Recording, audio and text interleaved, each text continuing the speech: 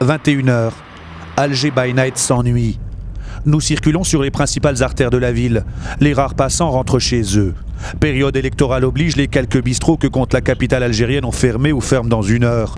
La ville est livrée à elle-même et à quelques jeunes voyous nocturnes, comme nous l'explique Momo, rencontré par hasard. Quand il y a le problème de finance, il y a de la violence. Toute la journée, il ne travaille pas, il n'y a rien à faire. Qu'est-ce qu'il va faire, le mec?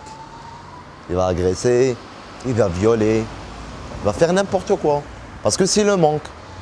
Mais s'il trouve une occupation, il ne va pas faire ça. Le manque, le mot est lancé. Manque de travail d'abord. En Algérie, 2 jeunes sur 3 sont au chômage, comme ces jeunes de la région de Annaba qui rêvent de tenter la harga, l'émigration clandestine vers l'Eldorado européen. Ceux-là se sont filmés eux-mêmes à l'aide d'un téléphone portable à bord d'une barque aménagée d'un beau moteur direction la Sardaigne. Près de 2000 arrestations l'année dernière.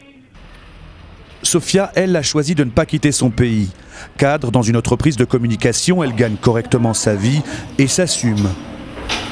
Un appartement pour elle toute seule, ça fait des jaloux. Une jeune Algérienne en phase avec son temps qui dénonce le machisme de la société algérienne d'aujourd'hui.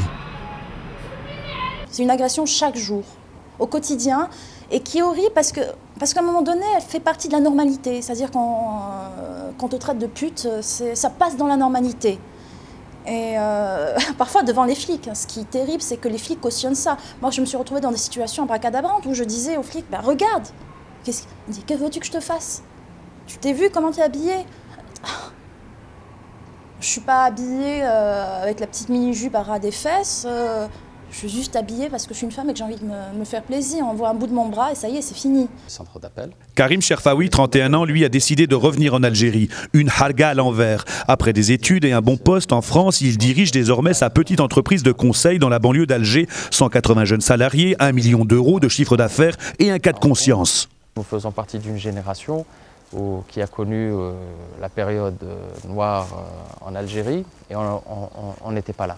Donc si vous voulez, il y a en quelque sorte un cas de conscience qui s'est développé et l'idée c'est de dire bon, bah, nous n'étions pas là au fait, quand il le fallait, bah, peut-être maintenant il est temps de réparer en essayant de développer les choses pour que ça ne se reproduise plus. 3 parcours différents, mais un dénominateur commun, une jeunesse avec une furieuse soif de vivre pour oublier la décennie tragique qu'a vécu le pays.